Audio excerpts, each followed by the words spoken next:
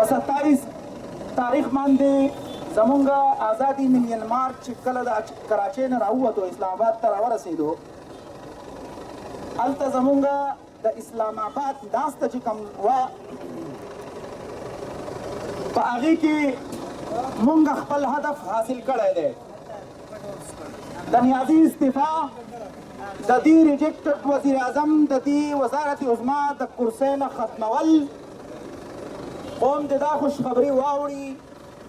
چې مولانا فضل الرحمن صاحب او د جمعیت علما اسلام کارکن د هغې سره سره د متحده اپوزیشن هم کارکنان ټول د ANP دا اسلام آباد ته اسې نه وتلي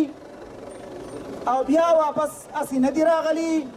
زمونږ هدف پوره شوی دی، خو لږ انتظار دی. انشاءالله تعالی قوم به خوشخبري ډېر زر اوري چې د 2018 په الیکشن کې کله نیازي راغی، دا ریجیکټډ انسان راغی، د ټیک ټاک معاشره شوه، د فحاشۍ او عریانۍ معاشره شوه او ملک کې د حریم شاه او د سندل خټک غوندې زنکۍ د ملک په بالا ایوانونو کې چې دي د هغوی ویډیوګانې وایرل شوې، زموږ ملک محفوظ پاتې نه شو. د دې ریجیکټډ وزیر اعظم د اسلام خلاف کوم کارونه چې روان دي، کرتارپور راهداري د 15 کالو منصوبه د په یو کال کې کمپلیټ کړه چې قادیانیان به د ربیې نه راځي او دلته په خپل مذهبي غونډې کوي، کارونه به کوي. سیکانو لې چې دی کوم د کرتارپور راهدارۍ مخې ته هغو کړل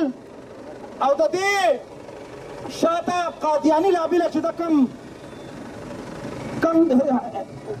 حیثیت ورکو او کوم